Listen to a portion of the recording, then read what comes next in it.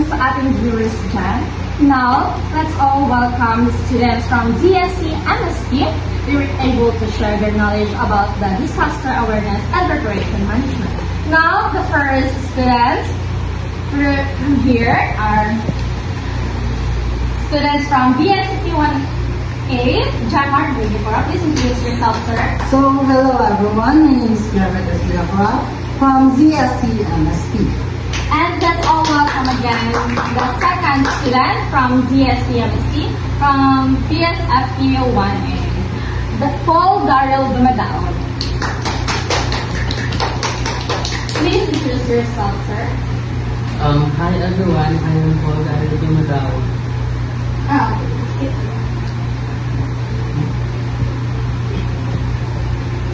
So, how's life being a first year college student, mga guys? Okay. Saya. Actually, exciting. And then, yeah, parang dagang friends na mga ila-ila din. Ganun yung mga mailhan ng mga bagong students. Wow! Yeah. So, as all know, first year is very interesting pa. And I hope na mag-enjoy kami and mag-explore pa about this college journey. Yes. Ang hirap talaga. Yeah. First year pa nga, pero okay lang, kakayanin. Finger and clover, they go together. Finger and clover, my love affair.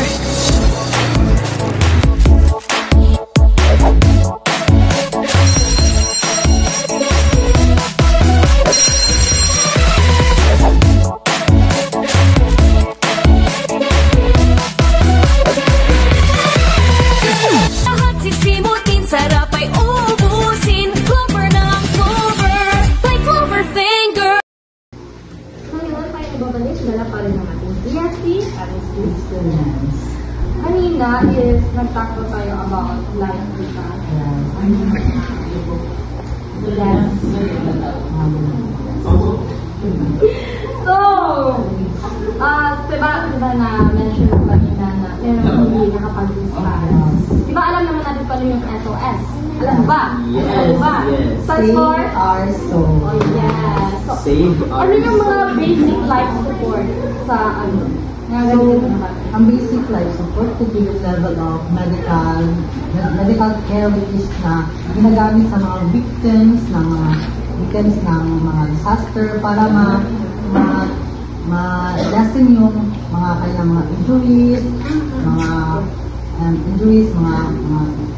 sakit nila, and also para mabigyan sila ng full medical check-up or care sa mga hospital. For example, mayroong sino. So, ano yung mga ways or mga signal sa SOS? So, in terms of calamities or mga Depende, mga risk, no? So, meron tayong mga signals. Oh, yeah. First is, pwede tayong mag-whistle para mabigyan para ma-notice tayo ng mga tao kung malayo na tayo, or also, kung nawawala tayo sa bugat, yan sa gabi. Pwede natin gamitin natin flashlights or torch para magsignal sa ating kasama na nandun ka lang sa isang particular na Nandito lugar. lang ako. And also for, let's say, nalunod ka. Pwede natin gamitin ang ating katawan para yan. Let's say, nalunod ka, pwede kayo kaya ganun. Last one, yes. So, first aid. Yung pinakakailangan talaga. Yes. Of course. Para ma-save as stand for now, saves our life. And that's why first aid is very important para ma-lessen yung injury natin. So, what are the 3 aims of the first aid? First aid, no? Siguro, kapag may first aid tayo, first talaga nakakatulong tayo ng buhay. Nakakabag. Preserve natin yung buhay ng isang tao. And then, nakakapag-prevent din tayo ng deterioration. Then, pwede din tayo makakatulong na mas madali yung recovery. Yes, ng Para promote ang recovery ng isang tao. Meron na ba kayo na anuhan na first aid? Wala pa. yung mga experience ako meron. As a good first aider, Not good naman, pero for you, what are the characteristic of a good first aider? so, dapat first, kung mag-first aid ka or magbibigay ka ng first aid, so dapat gentle ka. Yes. Yun talaga yung pinaka-importante, dapat gentle. Di ba siya harsh? Bakit gentle? Kasi, kasi kapag binibigla mo or like, Nabigyan mo yung cancer, let's say na gagamot ka na ng sugat ng isang tao. Pag hindi ka gentle, pwede mo yung masaktan or Mag-worse lumala pa. yung Yes. sugat ng isang tao. dapat din kapag first aiders ka, so kapag may mga kulang or may mga walang kulang ka ng gamit, so dapat marunong kang maghanap ng mga ibang paraan, maging resourceful ka sa mga bagay-bagay na, yes. So, pwede Pagka kang, wala kang bandage. yes, pwede kang gumamit na, yes, Stella. Yes. And also, we should be observant of our surroundings, no? Meron na pala Oo. di ba? Kaya, and also, we should, we should act good. Thankful? Thankful, yes. Thankful. So,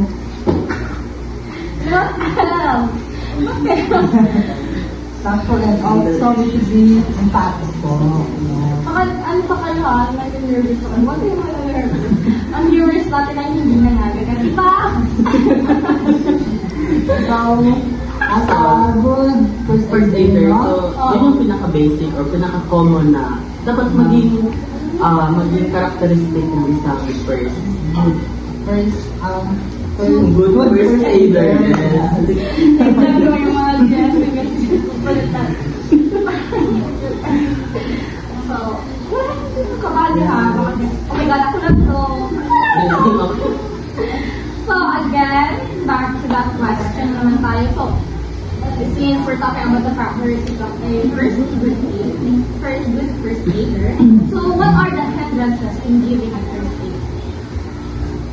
And Hanggang sa po yung mga hadlang, yes. So, first of all, it is the unfavorable surroundings, no? Kung hindi favor sa inyo ang mga surroundings or paligid. Also, the presence of crowds talaga. Let's say na may accident, tapos hindi yung wala yung mga tao. Lalaki talaga sila. Yes. Yun po yung mga hindrances. ikaw na tutulong, Hindi ka makakadaan diretso sa sistema. crowded yung ano. Then isa din yun, parang nagbibigay din ng conflict sa mga first aider, yung parang kasama may na-disgrasya, tapos andyan na agad yung pressure ng mga nabiktima or yung mga relatives nila na, ano na nangyari, ano na ganito, mapipressure din yung nag-first aid sa ginagawa nila. Kasi nga, parang hindi siya nakakapag-focus sa ginagawa niya. Kasi parang pressure na yung, kahit ako yung na-disgrasya, parang ipipressure ko yung nag-first aid sa akin. So parang hindi siya makapag-focus sa gagawin niya. Matatawa talaga siya. Maraming tao. So, since we're dealing naman sa mga nagsigalan, so how are you able to heal the injuries?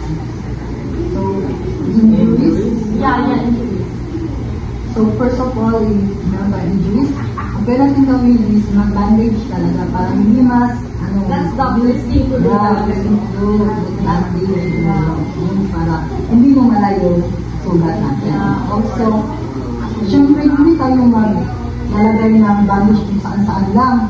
Dapat i-locate natin kung saan yung sugat ng isang sugat ng isang tao. And also to pay attention to the human bodies and anatomical shape. Yes. Yes. Kaya baka kayo hindi mo napansin, nabalik na pala yung buto. Yes. also to, kailangan natin i-identify yung kung gaano kalaki yung sugat para malaman natin kung gaano din kalaki yung bandage na pwede natin ilagay sa, sa sugat. Or mga gamot na pwede natin Sa dalili ko, meron daw tayo 3 types of wounds. So, ano na ba yung mga 3 types of wounds? Yung mga bone. Bone. First, we have the fractured bone. Yes, parang balik na talaga siya. Or, yes, we have that. Hindi na mabalik. Then, meron din tayong parang tinatawag nilang closed broken bone. Wala kayo doon. Meron tayong close. Meron tayong broken. Okay. Close open na, no? Yes. Wala tayo nakikita. So, ano mga yung mga symptoms sa broken bone? So, yung pag-black, sabi na pasa, Yung nagbabalik yun. Yung sa loob. Yes. Then, pwede din yun maging senyales yung pagkakaroon ng pamamaga. Pamamaga sa part na hindi nakikita sa loob. Then, nagkakaroon na lang siya ng simptomas sa labas na siguro ito sa loob ito galing. Akala mo hindi na palabas sa masyadong niya. Yes. Po. Also, pag nahawakan mo yung pati ng katawan mo, masakit siya. Painful siya pag nahawakan. And also, syempre, pag mamagay yung magiging yung form na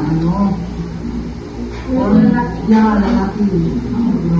Yung pagkakaroon din ng yung pagkakaroon din ng hindi pantay na paa, isa din yun sa mga reason or senyales na may fractured o may parang may hindi ka tawag ito, parang hindi siya align or parang may fractured na buto sa backbone mo.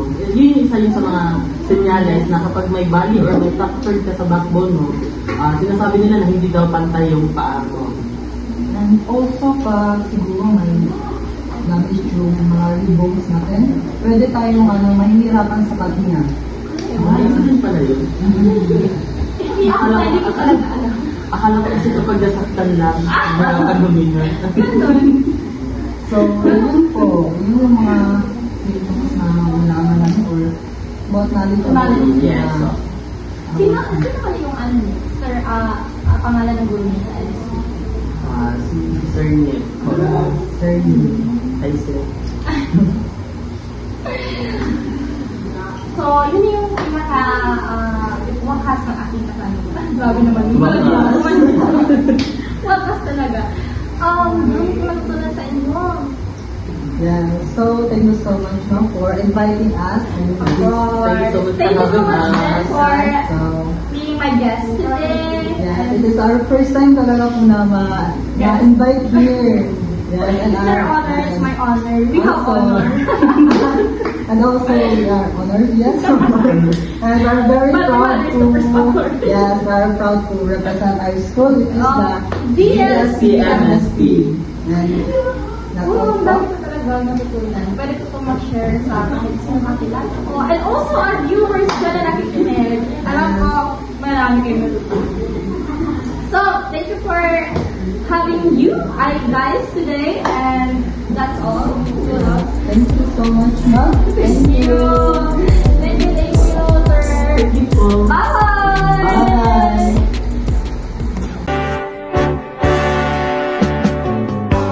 Sa tuwin ay naaalala ka, sa pangarap laging kasama ka.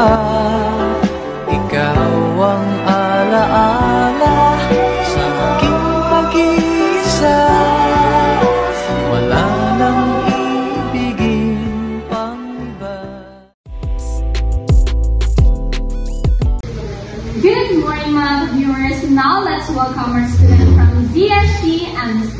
Now, let me introduce to you our first student. We have Kimberly Canton. Our second student, we have Erica Julius. And lastly, we have Ivor Lucine.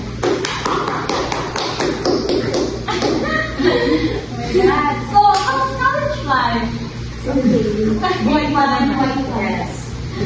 So, what is NSTP stands for?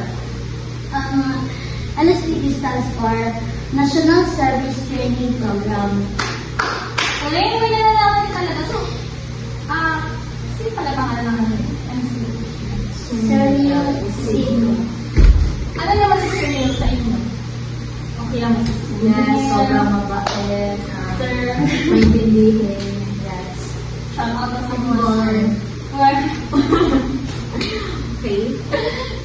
Parang hindi ko po nagsasalita. Okay, what about dito, sir? So, meron ako hinihandang mga katanungan dito. I think, where is the I think, ready naman kayo na sagutan doon, no? Oh my God, yes. Ano pa pala yung course, program? BS Food Technology. Mga food tech student from CSC. Talaga hindi talaga yung So, let me now demonstrate.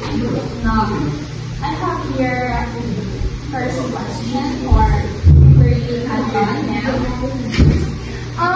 Can you define, since this is an NSTP subject, I think it's the patrimony yung environmental protection. So, Ms. Kimberly Advan, so what do you know about greenhouse effect?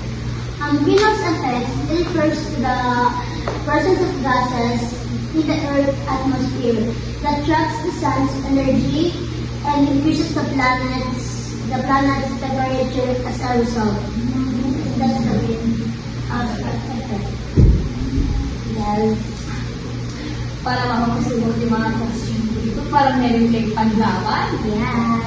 And then, I have here, meron naman po para kay Sir Albert. So, sir, can you say, so what are the greenhouse gases? The greenhouse gases. Yung mga kapal. Actually, there are four greenhouse gases. First is carbon dioxide and methane, nitrous oxide, and lastly water vapor. Mapapatalo ba ang isang Yes. Yes po. Yes. So, since you're talking about naman sa gases, so why are gases important? Bakit siya important sa atin? So gas is important because the heat is heat that space and the air temperature will be 60 Fahrenheit. Colder and can be made different suitable for life. So, nilalang po. Yes. Again, for Ms. Erica Rodriguez Manto. So, what is the energy used for? So energy is for actually may apat yan siya. Yes. So energy yung una meron tayo heating of the ground, di ba? Sobrang init yung lupa is hindi mainit siya, di ba? And then sa dalawa naman melting of ice. So sobrang init natutulong yung ice, di ba? Sa tingin ko maglalagay na tayo sa labas or maglalagay tayo ng ice, di ba? So tutunaw siya kasi sobrang init. Then we have evaporation of water. Then number 4, we have plant photosynthesis. Thank you, Ms. Erica Rodriguez, for that wonderful answer. Now, let's move on naman kay Mr. Albert. So, since I questioned greenhouse effect kanina kay Kimberly, so, ano yung mga possible causes of the greenhouse effect? Hindi na possible causes of greenhouse effect. Una rin yung deforestation and agriculture. Burning of process that fuels, gasoline, oil, something like that. And electrical appliances. Yung last is population growth. Talaga yung mga deforestation pa rin. Yung talaga yung third one. And then, covered fossil fuels, sobrang bakit, tapos yung tambakso pa ng jeep ng mga sasakyan is, di ba, aluto ba yun? Yes. Wow. And then, for Ms. Kimberly, ito naman is, ano yung mga positive effect ng greenhouse effect sa atin ng mga tao? Possible effects para sa ating mga tao, health effects, syempre pag Nag-smoke yung mga ma-apektuhan ang health natin Kaya sa sunog, dito nga ating lang sa sa uso. So, uso talaga. Kaya sa mga gym. And second, pwede din loss of natural resources. And third, indirect threats to life and property. Yan yung mga pwedeng possible cause para sa mga Wonderful answer again. So, ito yung mga positive effects. So, what are the ways naman to reduce the greenhouse gas emission? Mr. Ivor. The possible ways to reduce it. Yes. First is carbon dioxide emissions and conserve. Yes, since sobrang kita pa na tapos saksak ka pa nagsasak dyan. Yes. So, kailangan talagang mag-iingat naman. You have to conserve everything. Ito, I think konektado naman ito sa global warming, di ba? Do you have the knowledge about global warming now? Global warming is the increase of Earth's average surface temperature due to the effect of greenhouse gases such as carbon dioxide and emission from burning fossil fuels or from deforestation. Base naman dito sa sagot ni Miss Kimberly Anton, I think, alam naman yung definition na climate change niya. Yes, so based on nasa akin, climate change, ito yung mga, di ba, kunwari, malamig sa isang lugar, then tapos biglang iinit. So, climate change siya. So, ang halimbawa ng climate change is ito yung, like, mainit siya, di ba? Mainit ang panahon, tapos susunod ka pa ng basura, di ba? Yes, di ba? Tapos, wala sa mga gaso, yes. Tapos, may magagas pa, wala sa gasing station, di ba? Mainit. Di ba kapag nagdalason tayo, di ba? Parang may atulong siya. Ay, yes, yun, di ba? Nakikita natin. So, yun yung climate change na kapag mainit ang ating panahon, tapos, parang mas lalong magpapainit ang panahon natin. Maligit na natin. Yes. Sobrang hot na talaga. So, climate change, ano naman yung posibleng epekto naman?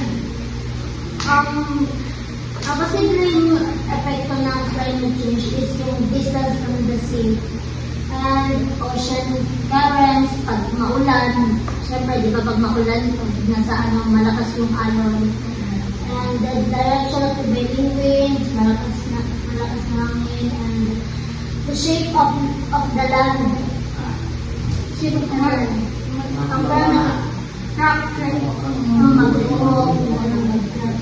and distance from equator, El Niño phenomenon. Yes, kasi yung sa El Niño din kasi, parang sobrang nasa init, natutuyo na talaga yung mga halaman, yung mga palayan sa mga o yung mga parang kawawa talaga. Yes, tubig na talaga. Yes. And last naman din, human influence. Sa amin, Yes. ay gumagawa talaga. Yes. Tulad ng pagsasaksak. Yes. Again, I think you have knowledge naman about what is the solution for the global warming. Since ikaw naman yung sumagot kanina sa global warming, Erica, I think you have naman the knowledge about how to, yung mga solution for the global warming. Okay, so for the solution to global warming, we have 5. Yes, madami siya. So, number 1, we have a greenhouse modification, which requires a little heat and air conditioning as possible. So, number 2, we have buying more appliances with energy star diesel. The number 1, we have purchase energy efficient cars. The number What number? Number 4. Yes, number 4 na tayo. Replace incandescent lights bulbs with compact, which is a critical a quarter of the electricity as last 10 times of it. So, number 5, talk to the community leaders and associate groups about planting more trees rather. So, kailangan natin magtayo ng maraming puno sa kapaligiran natin kasi dahil sa init ng panahon, di ba? Sobrang init, wala tayo sa tayo panahon. Yes. Di ba kailangan yung hangin? Yes. Sobrang, di ba kapag mainit, pumukod tayo sa ilalim ng puno? Parang doon tayo, yes, pag nag-refresh tayo, buka tayo ng energy gusto may hangin yan. Ano pa? Meron pa? Ano pa ba? I think, yes, kasi yung mga tao kasi nag-ano sila ng mga food, di ba? Gumagawa sila ng charcoal ba yung tawag doon? Yung uni. Oh, yes. Yes, sa mga bundok, di ba? Oo, dun sila talaga. Yes, kumukuha sila ng puno. So, kailangan talaga natin ng maraming puno. Yes. Lalo naman dito, dahil puro na yung stop yung Yes. papagalibutan na kailang building. Yes, sa tamo. Oo, Sa lugar, no? okay. Pero buti na lang sa school namin, maraming puno. So, presto siya. Yes. Yes, sa seaside. Yes. Ay, malaki po yung hangin doon. Yes. Sobrang presko, talaga. Lalo na kapag hapon, makalimutan talaga yung sunset. Kapag early na lang pupunta sa school, makita mo yung sunrise. Sige, punta ko doon. Yes. Tutor niya ako ha. Itutur natin si ma'am. Yes. Ay, meron tayong question dito. Ay, Again, isang since na naman dalawa or Mr. Albert. So, ano yung nalalaman mo about mitigation, sir? Mitigation is it involves using the mitigator to climate change itself, and as we will see in the final two lessons, it is divided into two alternatives. First is emission reductions, and second is air engineering. Meron talagang students of can you cite at least 5 environmental principles? First, we are diversity and stability, and the two unit change, balance of nature, fitness of resources, and stewardship. Kaya nakapagsalita dyan na sige. Ito answer na yan siya. Alam mo ba kung anong Republic Act is this? The Republic Act of 6969. 69? Bingo yan. Republic of 6969 is the Toxic Hazardous Waste Act. Yes. Ano ba? Toxic Hazardous Waste Act. Ano ba na? Mga Toxic na parang mga gamit, di ba? basura yung mga Yes, accidents. Yes. Guys, naman Yes. Again, tama ka ba? Nag-aaral ka man lamang. No, yeah. Pero you have knowledge about the Public Act. Yes. For the environmental protection. Yes. I think, alam mo to, yung what is TD 155 na? Ay, 1151, rather. I think Philippine Environmental Policy Act. Yes. Ay, perfect si ma'am. I get ito naman. What is the Public Act of 8749? 8749 is Philippine Clean Air Act of 1999. Yes. See? It's from Indian. See? Student. Taking good technology. Marami na nalaman nyo for the NCT. Siguro sobrang Yes. Sobrang galing na teacher na. Yes. nakakalaga yung puta. Yes. Miss Era, meron naman ang knowledge about the Yes. Republic Act. Yes. So, can you guess what is the Republic Act of 9275? So, Republic Act 9275 is Clean Water Act. So, kaya siya nagkaroon ng Republic Act, kaya siya nagkaroon ng clean water. Kasi doon kasi sa amin, kapag kasi, yes, sa ilog. Yes. kailangan kasi malinis yung aming tubig. Lalo na yung pag iniinom natin. Kaya yung some of us, bumibili na lang sa water station. Hindi na tayo umaasali sa water district. Kasi, doon kasi sa amin sa water district kasi, minsan na kasi magbigay ng tubig. And nagkaka-media ako about sa tubig din. And experience ko. Yes. Kasi hindi siya malinis. Kasi, nung bata ako, hindi mo kumuha ng tubig.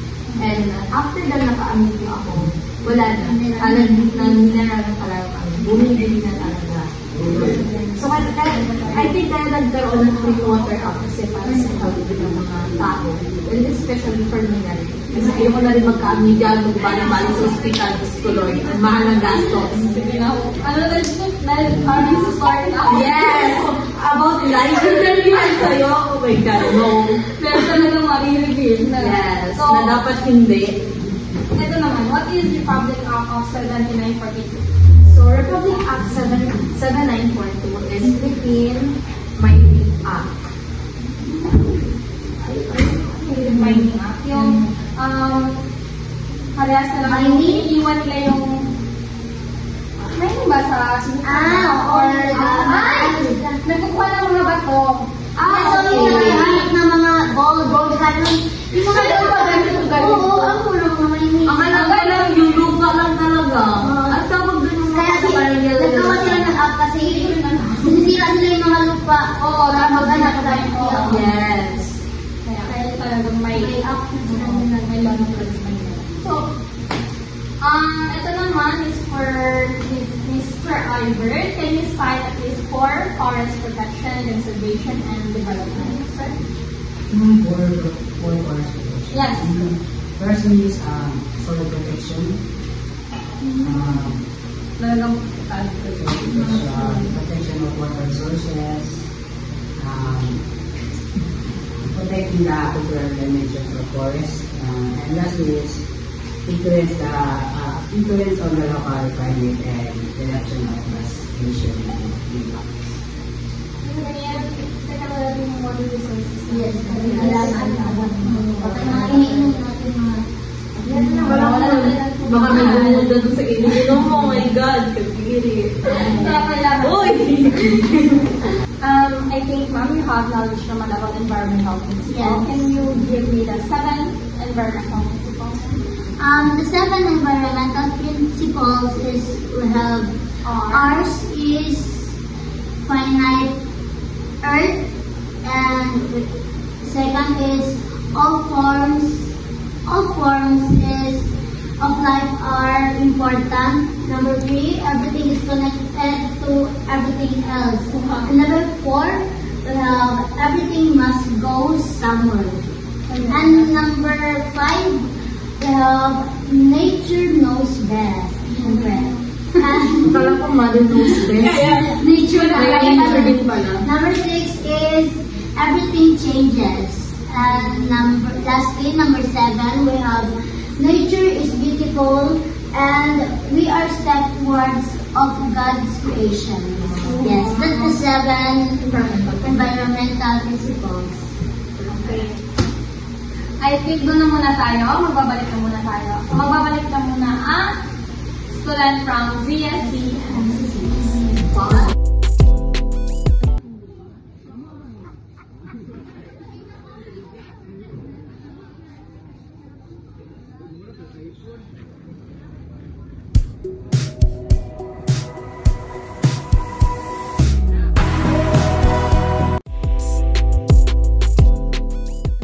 Welcome back again to our podcast for our students from ZSC MSC. This is the last question of the day. Yes. Now, I think ready na si Mr. Albert for this question. Sir, this is for you. So, can you give me some 3 tips for a greener earth?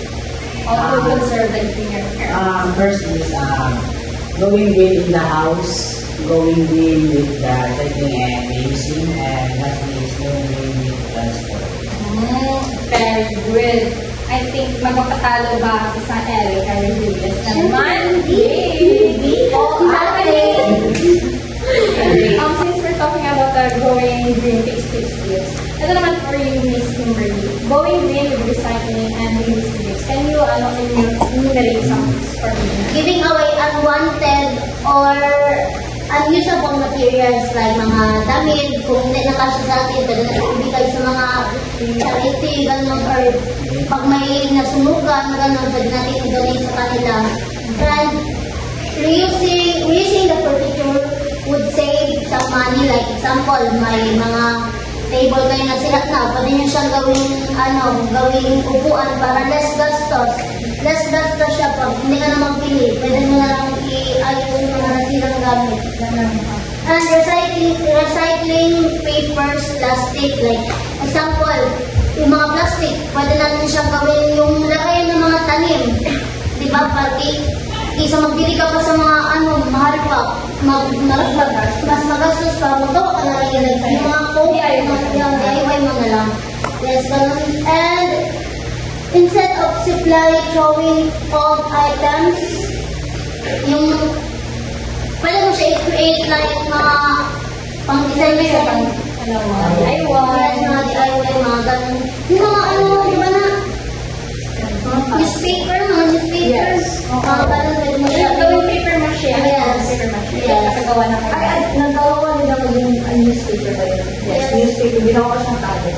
Oh? Yes. Pwede din siya gawing base. Yung sa kanila flower. And choosing reusable plastic, like instead magbili ka pa ng mga plastic na, yung plastic water bottle, itapon mo kung saan, ganun, maggasto ka pa, magbili ka na ng yung container talaga, yung parang kahit palagi mo dahil hindi makitapon, mag-refill na lang, less gastos pa. Yun yung tips of recycling. Yes. Together. Thank you, Miss Nem. In the house tips. So, going green in the house tips. So, first, actually naman tayo tatlo niyan. So, number 1 is close the running tap water when not needed. So, ano naman natin na kapag hindi natin kailangan ng tubig or hindi natin kailangan ng tubig. Pabayaan talaga. Yes. Yung pumunta doon yung tubig sa lutusan. Kasi kapag, di ba kunwari, yung cost ng butas. Di ba? Masayang sayang yung bayad na ginabayad mo sa water district. Hindi tayo pwedeng magkakaroon ng tubig. Yes. Okay, next, we have number 2. Try to be cautious in using water. Turn off taps when not used this way, and it is estimate every home can save. Okay, so water, di ba sa gripo, naiiwan lang natin ng bukas. Okay. Yes. Minsan natutulog siya, di ba? Kasi hindi masyadong sarado. So, kailangan talaga natin isarili maigi ang gripo na minsan lumalabas yung tubig para hindi masayang. So, we have turn off lights and saving electricity. And kapag nasa bahay naman tayo, huwag tayo masyadong gumamit ng electricity. Kung may mga bintana naman tayo sa bahay, malamang may bintana tayo. Paano man yan? Yes. Huwag natin masyadong gamit yung electricity natin. Huwag tayo masyadong saksak ng saksak. Kung may naman, ay bintana naman tayo sa bahay. Kasi hindi tayo anak ng mas maganda yung may solar ka din. Yes, para bawas lang. Yes. Pero may bintana kayo sa bahay. Minsan yung bintana. O yung pinto, di ba? Di ba may dalawang pinto yan? Yung isa yung parang screen lang siya. Yes. Oo. Pwede mo lang siya. Pwede mo open yun siya para hindi ka na gumamit ng electric fan, aircon. Kung gusto mo gumamit, pwede pang gabi na lang. Ganon. So, yes. Para masig naman. Yung sign kasi yung perang gabay mo sa mga ng kuryente. Sobrang haba ng sagot. Yeah. Second is, maintain our vehicles. Siyempre, di ba, every 2 months kailangan natin palitan ng oil, mag-change oil talaga. Kasi pag hindi mo siya change oil, mag-pollution na yung puso sa long periods. Kaya yung pollution less. And lastly, instead you were working on companies, you can work Ganda na lang. Sulit pa ba siya? For you guys. para makasave na ang Signal lang na. Kung wala naman kung wala kang trabaho outside, kung mga work at Kasi online online nila. yes, pag walang class. Ang klase online Masaya class. ka sa Masaya ka gusto Lalo na kayo sa NSPP, online class lang talaga. Ay, online class. Thank Kung may room yan na. Yes. Patay. Yes, patay tayong lahat. Sir, patay si Master. So, I think this is the last and hopefully sa susunod meron na naman. I'll be guesting you guys. Kasi wala na nakakatawa nyo. Wala namang Itur na lang. Itur ka na namin. Yes. Patay, nagbilang na. And thank you so much for that. Dito na natatapos ang aming podcast and baka Thank may you. so much. Annyeong!